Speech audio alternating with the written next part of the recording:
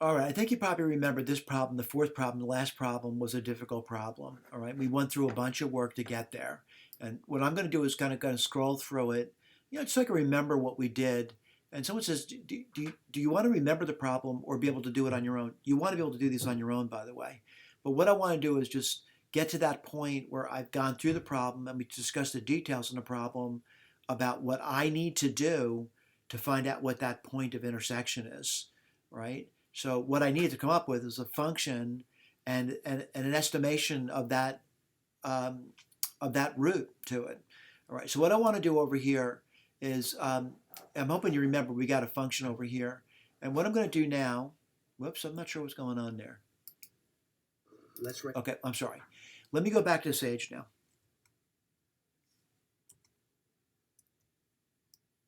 Okay, this is my instance of Sage. I'm going to clear the screen. I'm going to do what I did in the past three problems, by the way. X, I'm not X, I reset, right? Then I define a variable. X is a variable. Whoops, I didn't mean to do that. X is a variable. I made a function. Let's put that down. F of X. And that was equal, let's see, cosine of X. Type that in. Let's see, I'm reading it from the screen. It's cosine X plus X sine X. I got that. And then I did this Newton method thing, if you recall, n of X. And that was going to be assigned X minus f of X divided by the derivative. And then I had to get the guess. I'm thinking, remember, that I needed to get a guess for it. And I want to just, go back to the video, and I want to look at the picture again. And someone says, I don't know what a good guess is. If you look at the numbers, it's between 2 and 3. I'm going to say a good guess there. I'm going to say roughly about 2.7. So what I'm going to do with that, I'm going to do 2.7. Whoops, sorry about that.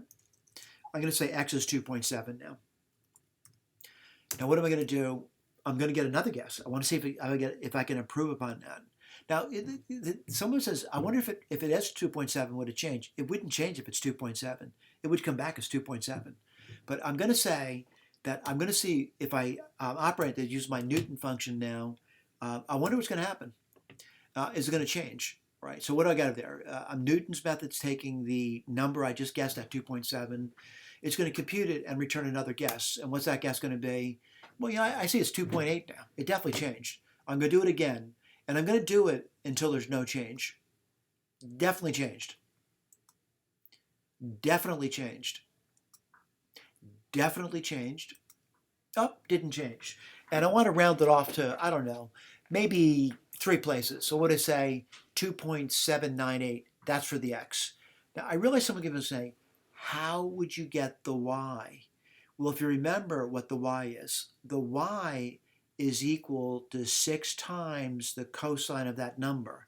So I'm going to type that in, 6 times the cosine of that number, and I'll get the number. Now, granted, I can look at my picture and approximate it, but I'm actually using a pretty high level of precision of arithmetic to do this. What does it say? Well, the 3 places it says minus 5.650, and we're done. We got the same answer. All right, thank you.